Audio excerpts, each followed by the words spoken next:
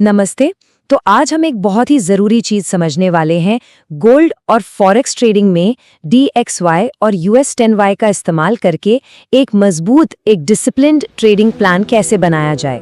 हम एक ऐसे फ्रेमवर्क की बात करेंगे जो मैक्रो इकोनॉमिक्स को रोज़ की ट्रेडिंग का हिस्सा बनाने में मदद करेगा। आज की इस चर्चा में हम कुछ बड़े सवालों के जवाब ढूंढेंगे। सबसे पहले, गोल्ड ट्रेडर्स अक्सर फंसते कहाँ हैं? DXY और US10Y आखिर हैं क्या और हमें क्या बताते हैं? रियल यील्ड्स इतनी जरूरी क्यों हैं? और इन सब को मिलाकर एक प्रैक्टिकल ट्रेडिंग फ्रेमवर्क कैसे तैयार होता है? और आखिर में एक कामयाब ट्रेडर की चेकलिस्ट में क्या होना चाहिए? तो चलिए सबसे पहले उस आम जाल की बात करते हैं जिसमें कई ट्रेडर्स फंस जाते हैं, यानी द कॉमन गोल्ड ट्रैप। और ये समझने की कोशिश करते हैं कि क्यों सिर्फ डॉलर के उल्टा चलने की सोच हमेशा काम नहीं आती। अब सवाल ये है कि आखिर ज्यादातर गोल्ड ट्रेडर्स DXY को लेकर गलती करते कहाँ हैं? होता ये है कि DXY और US10Y को लोग बस एक सिंपल इंडिकेटर मान लेते हैं और यहीं पर सारी गड़बड़ शुरू हो जाती है। अब इस गड़बड़ को ठीक करने के लिए ये जरूरी है कि हम अपने औजारों को, अपने टूल्स को ठीक से समझें। तो चलिए हमारे दूसरे सेक्शन में DXY और US10Y की गहराई में उतरते हैं। ये सिर्फ इंडिकेटर नहीं है, ये वो फिल्टर है जो हमें मार्केट का पूरा कॉन्टेक्स्ट देते हैं। तो ये DXY मतलब US डॉलर इंडेक्स आखिर है क्या भला? सीधी सी भाषा में ये अमेरिकी डॉलर की ताकत को दुनिया की कुछ बड़ी करेंसीज के सामने नापता है।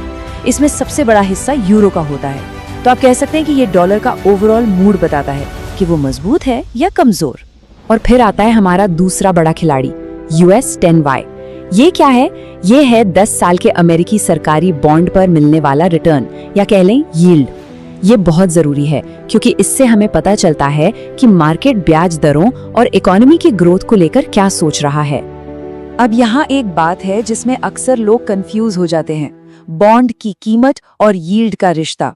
ये बिल्कुल उल्टा चलता है। फंडा बहुत सिंपल है। जब बॉन्ड की कीमतें बढ़ती हैं तो यील्ड घटती है, और जब बॉन्ड की कीमतें गिरती हैं तो यील्ड बढ़ती है। बस ये याद रखना है। अब तक तो ठीक था, लेकिन अब हम आ रहे हैं इस पूरी कहानी के सबसे जरूरी हिस्से पर। हमारा सेक्शन 3, रियल यील्ड्स क्यों मैटर करती हैं। यकीन मानिए यही गोल्ड की पहेली का वो खोया हुआ टुकड़ा है। लेकिन एक मिनट, क्या सिर्फ नॉमिनल यील्ड, यानी जो यील्ड हमें US10Y पर दिखती है, वो काफी है? क्या गोल्ड को समझने के लिए बस इतना ही चाहिए? इसका सीधा सा जवाब है बिल्कुल नहीं। और यहीं पर खेल आता है नॉमिनल और रियल यील्ड का। देखिए, नॉमिनल यील्ड तो वो है जो आपको दिख रही है, US10Y की हेडलाइन यील्ड, लेकिन इसमें महंगाई का कोई हिसाब नहीं है। असली चीज है रियल यील्ड। रियल यील्ड का मतलब है नॉमिनल यील्ड में से महंगाई को घटा दो, जो बचा वही है असली रिटर्न। और गोल्ड जैसे एसेट के लिए जिस पर कोई ब्याज नहीं मिलता, ये रियल यील्ड ही सब कुछ है। चलिए इसको एक उदाहरण से समझते हैं तो बात बिल्कुल साफ हो जाएगी। मान लीजिए 10 साल की नॉमिनल यील्ड 4.29% है और मार्केट को लगता है कि महंगाई 2.33% रहेगी। तो रियल यील्ड क्या हुई? 4.29 में से 2.33 गए, मतलब 1.96%। तो जो बड़े इन्वेस्टर्स हैं वो इस 1.96% को देख रहे हैं, सिर्फ नॉमिनल यील्ड को नहीं। ठीक है, तो अब हमारे पास सारी जानकारी है, DXY, US10Y, रियल यील्ड, लेकिन इन सब को जोड़कर एक ट्रेड प्लान कैसे बनाएं? तो चलिए अब चलते हैं सेक्शन 4 पर, मैक्रो ट्रेडिंग फ्रेमवर्क। यहाँ हम सीखेंगे कि इस कॉन्टेक्स्ट को एक दमदार ट्रेड प्लान में कैसे बदलना है। तो गोल्ड में एक बढ़िया शॉर्ट ट्रेड का सेटअप कैसा दिखता है? स्टेप 1, DXY मजबूत होना चाहिए, मतलब नए हाई बना रहा हो या फिर एक क्लियर अप ट्रेंड में हो। स्टेप 2, US10Y भी बढ़ रहा हो, जिसका सीधा मतलब है कि रियल यील्ड्स ऊपर जा रही हैं। स्टेप 3, गोल्ड किसी सप्लाई जोन से रिजेक्ट हो रहा हो। और फाइनल स्टेप, 15 मिनट्स के चार्ट पर एक लिक्विडिटी स्वीप और एक बेरिश मार्केट स्ट्रक्चर शिफ्ट। बस ये कंफर्मेशन है। और लॉन्ग ट्रेड के लिए बिल्कुल इसका उल्टा करना है। स्टेप 1, DXY कमजोर हो, यानी नए लो बना रहा हो या डाउन ट्रेंड में हो। स्टेप 2, US10Y नरम पड़ रहा हो, मतलब रियल यील्ड्स नीचे जा रही हैं। स्टेप 3, गोल्ड किसी डिमांड जोन पर टिक रहा हो, वहां से सपोर्ट ले रहा हो, और आखिर में 15 मिनट के चार्ट पर एक सेल साइड स्वीप और एक बुलिश मार्केट स्ट्रक्चर शिफ्ट जो एंट्री का ग्रीन सिग्नल है। लेकिन सुनिए, एक अच्छा ट्रेडर सिर्फ ये नहीं जानता कि कब ट्रेड करना है, वो ये भी जानता है कि कब हाथ पर हाथ धरकर बैठना है। और वो कब होता है? जब DXY ऊपर जा रहा हो लेकिन US10Y नीचे, या इसका उल्टा, मतलब दोनों में तालमेल न हो, या फिर गोल्ड एक दायरे में फंसा हो और कोई बड़ी खबर आने वाली हो।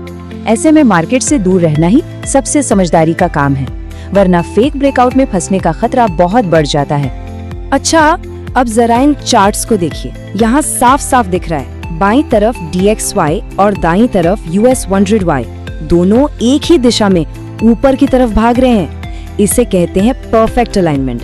ये एक ऐसा मैक्रो बैकग्राउंड बना रहा है जहाँ ट्रेड की दिशा बिल्कुल साफ है। और इस अलाइनमेंट का असर क्या हुआ? ये रहा नतीजा। यहाँ देखिए, गोल्ड यानी XAUSD ने ठीक वैसा ही मूव दिया जैसा मैक्रो कॉन्टेक्स्ट बता रहा था। यही तो इस फ्रेमवर्क की असली पावर है। जब सारे तारे एक सीध में हो तो ट्रेड की संभावना अपने आप बढ़ जाती है। लेकिन रुकिए, ये कहानी सिर्फ गोल्ड पर खत्म नहीं होती। ये फ्रेमवर्क इससे कहीं ज्यादा पावरफुल है। तो हमारे सेक्शन 5 में चलिए देखते हैं कि इस लॉजिक को बड़े फॉरेक्स पेयर्स पर कैसे लगाया जा सकता है। ये टेबल इस पूरी कहानी को बहुत अच्छे से समेटती है।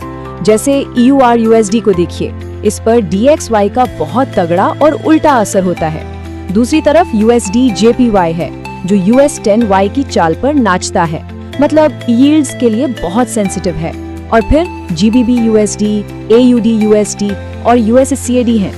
इन पर भी DXY और यील्ड्स का असर तो है, लेकिन साथ में कुछ और चीजें भी देखनी पड़ती हैं, जैसे UK का डेटा, कमोडिटीज का हाल या फिर तेल की कीमतें।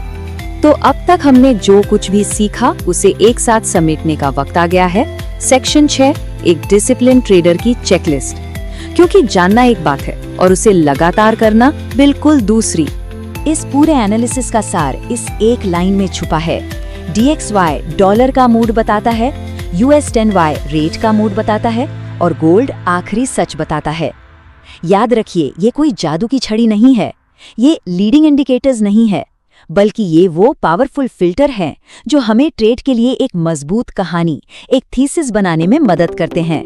तो रोजाना मार्केट को देखने का नजरिया बनाने के लिए ये है फाइनल चेकलिस्ट।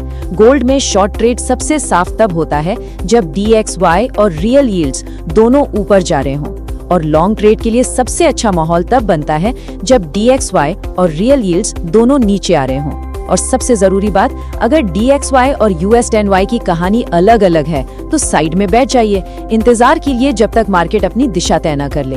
हाँ, और ये भी ध्यान रहे कि किसी बड़े संकट या बहुत ज्यादा महंगाई के माहौल में ये सारे किताबी नियम कुछ समय के लिए टूट भी सकते हैं। और आखिर में एक सवाल जिस पर सोचना बहुत जरूरी है, ट्रेडिंग सिर्फ इंडिकेटर्स को देखकर की जा रही है या फिर मार्केट के पूरे कॉन्टेक्स्ट को समझकर? इस पूरे विश्लेषण का मकसद यही है कि हम दूसरे रास्ते पर चलें।